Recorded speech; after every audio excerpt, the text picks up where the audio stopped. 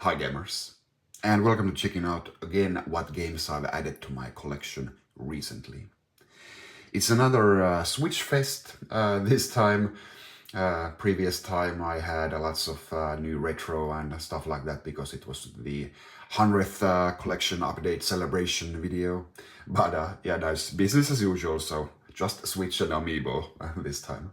And also at the end of the video I'm gonna be sharing my thoughts on Legend of Zelda Tears of the Kingdom. As you can see, I got a brand new white background here for my videos. I hope you like it. Let me know in the description below how it looks to you. Let's start out here with Amiibo. Got here, of course, the Tears of the Kingdom link. Yeah, just a couple of Amiibo here. I don't really want to do a separate video for a couple of Amiibo. So might as well add them here to this collection update video. And yeah, there are at least Zelda and Ganondorf on the way, but so far this was only the one, which is a pretty big contrast because I think the Breath of the Wild received like, wait, 4, 5, 6, 7, 8 Amiibo, 9 Amiibo, I think. So far it's just Link here with his blue arm, flowing cape. I really dig Link's the blue attire. It's it's almost a shame that he's wearing something crazy when he's like, you're always changing your armor, like in the deep, for example, the deep armor is it's so ugly. Yeah, it's I do really like the basic attire for Link in these games. And here we have Pyra and Mithra for Smash Brothers. I know I've said it a couple of times, but we are really getting to the close of the end of the Smash Bros. Amiibo lineup. Something that started way back on the Wii U. I don't even know how many years ago. When there is still one more Amiibo to go, that is Sora. I think they're gonna like wait for the announcement of that Amiibo. It hasn't even been announced, let alone given a release date or something like that. So Sora from Kingdom Hearts is the final missing one, and maybe they'll tie it to a game announcement, like Kingdom Hearts 4 coming to the Switch 2 or something like that. So yeah, but they can't, like, I think it's a bit up in the air, like if they're gonna be even finishing it, but that would be crazy, like have everything else but Sora. So it's gonna come, and I'm gonna do a full Amiibo collection video at that time when Sora comes. That's a as good place as any to do that. Yeah, these are from Xenoblade Chronicles, which there have been quite a few. Xenoblade Chronicles Smash Bros. Characters and Amiibo.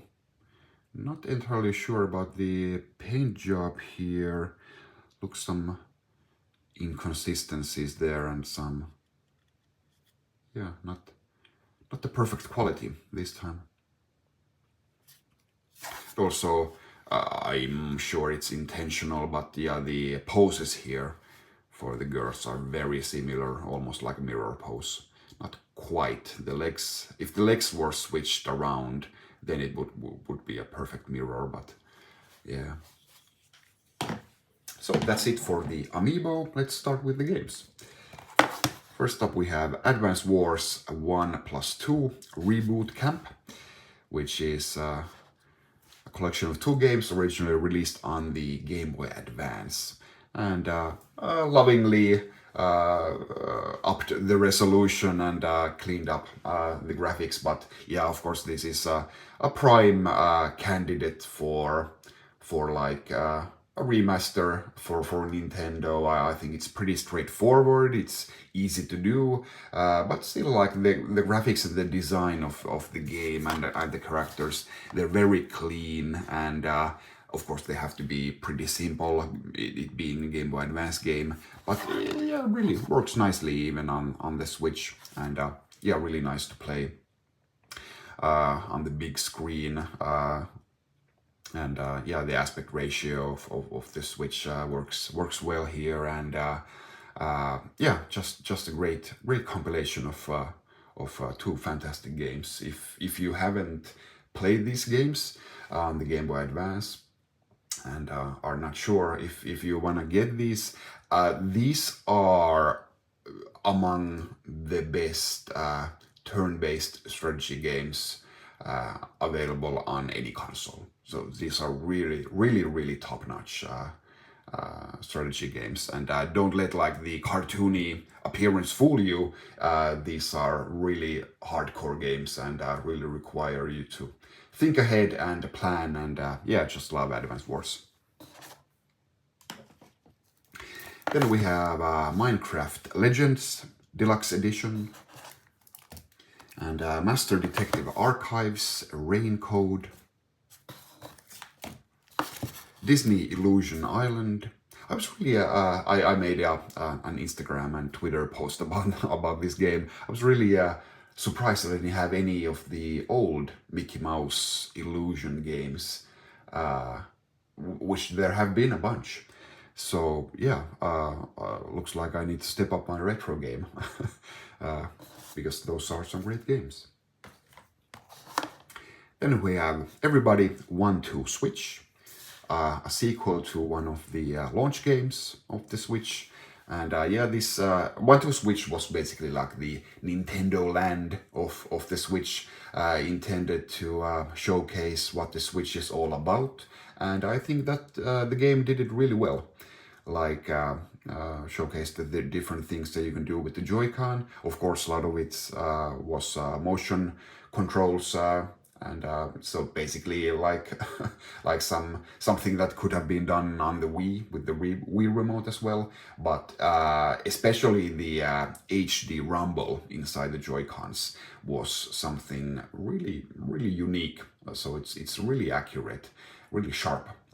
And this game continues with utilizing the HD rumble, and but yeah, there's tons of different mini games that you can play at a party or something. But you really need somebody else to play. These are mostly two-player games, or all of them are. I haven't unlocked all the games here, and just have good old-fashioned fun. And some really inventive ways to have fun with the Joy-Con, but also this time you can actually even use your mobile phone as a separate controller. Oh, I remembered. I just said two-player modes, but yeah, you can actually play with 8 players or up to 100 players on smart device mode. Like you can have like quizzes and stuff like that also.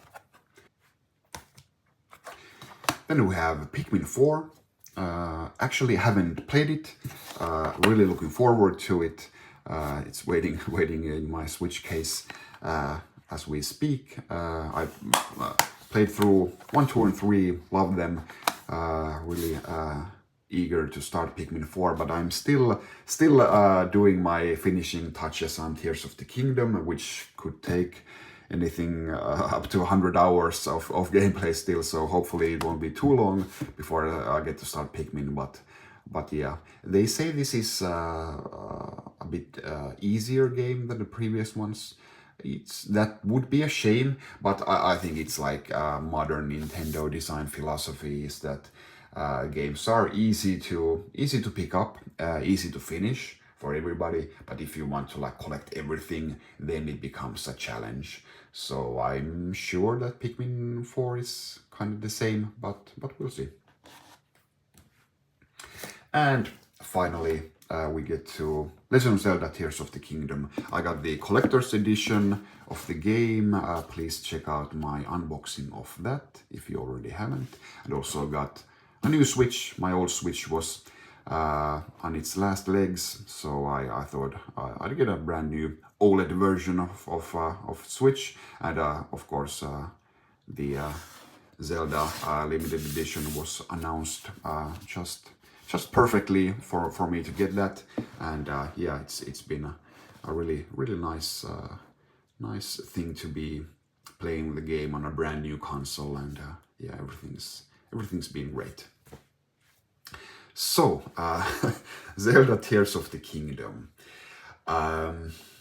What do I say? Of course, the first thing that was on everybody's mind is that it's reusing the same game world as Breath of the Wild. Is that a good thing? Is that laziness? Could this just have been like a DLC for Breath of the Wild?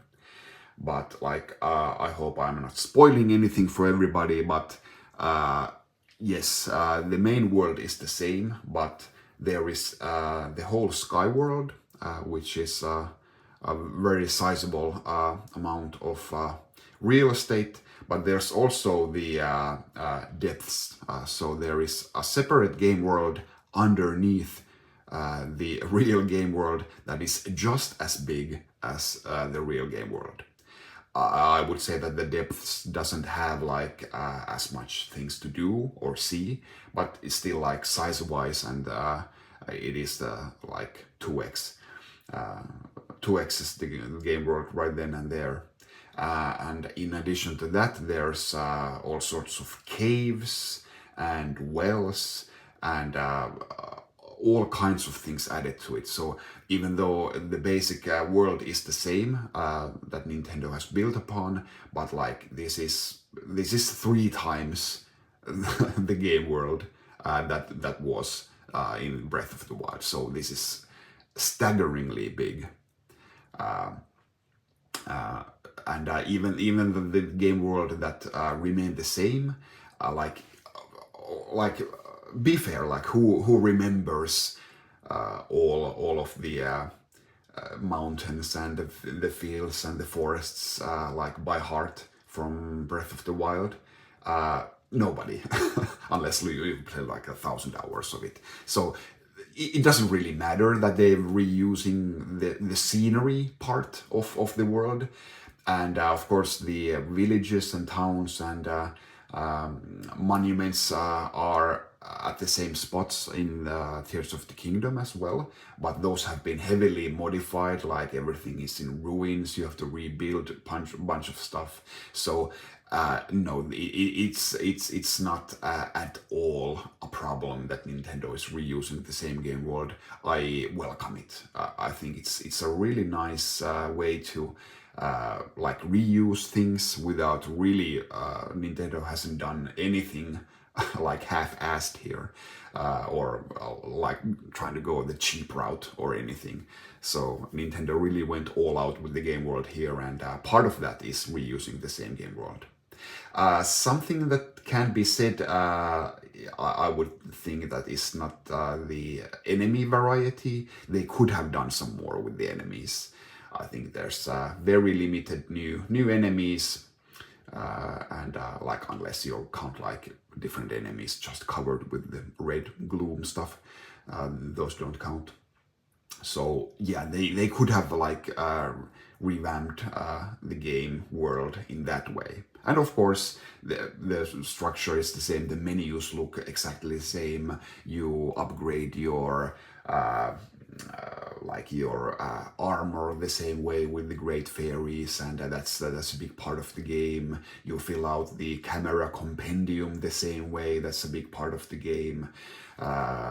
You like, sure, the shrines look different, but still work the same way. So there is quite a bit of similarity, feeling of similarity here that I think Nintendo could have done a bit differently, but it's like Breath of the Wild was one of the best games ever, if not the best. So there's nothing wrong with that inherently, but they could have done something a bit different. So of course, the main difference here is that is the physics-based puzzles, the building using the Ultra Hand, and combining all different things. That's something that you do a lot in the game, and that is it works well. It works. Like you can be really creative with it. You can tackle all of the puzzles in the game in very many different ways. I always like how I'm like finishing a shrine puzzle in a way that it's no way intended to go that way. Sometimes it's easier, sometimes it's a lot harder, but it's really fun that players can like use the things that are available to them and just go crazy. That being said, there are many, like always when you're like trying to like fix a puzzle, all of the pieces are there. You know what I mean? Like Nintendo always gives you all of the things that you need to do the puzzle. And usually that's everything they give. Like there aren't like extra parts. Well, in some cases there might be, but more often than not you get just the things that you need and no more, no less. So that's a bit of a bummer because it really takes away from the puzzle solving aspect of it, like what you need to use. You just all that is left for the player is that how you use them, how you combine them, and that don't get me wrong. Again, the puzzles are fantastic. They're rewarding. I love doing them. And but yeah, I guess they could have done something just a bit like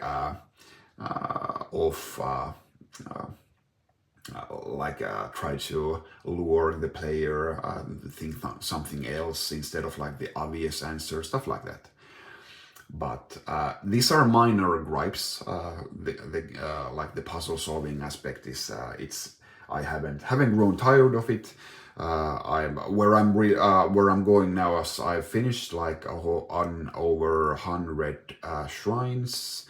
I've done 5 dungeons, so basically just the end boss to do, but I'm trying to tie up all loose ends, get all the shrines, and let's see how much else, what else I'm going to be doing with the game. But yeah, basically at the end boss, so I feel confident that I can give my thoughts on the game now.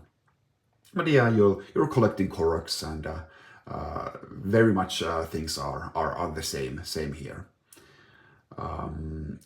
The major thing that they've updated is the dungeons. It's really nice to have dungeons and temples in the game again.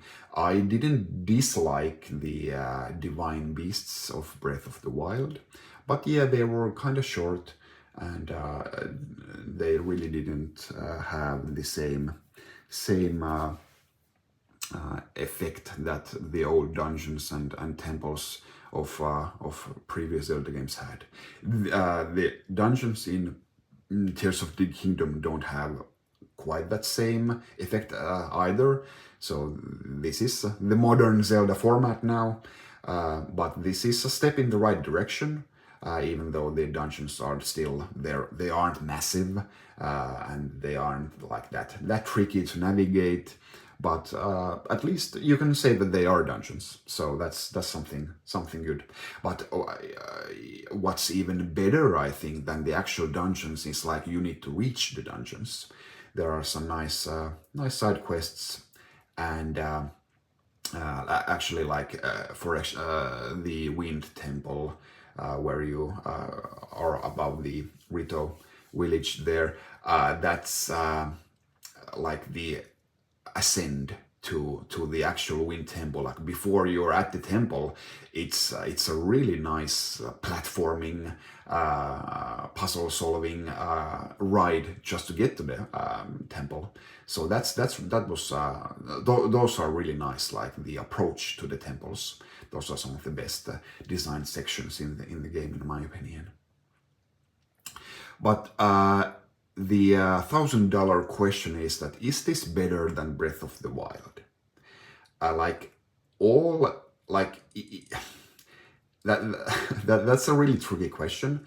I even hesitate to answer it. But like if you look at the games in like a vacuum and just take a look at the games by itself, then Tears of the Kingdom is the better game. It has more content.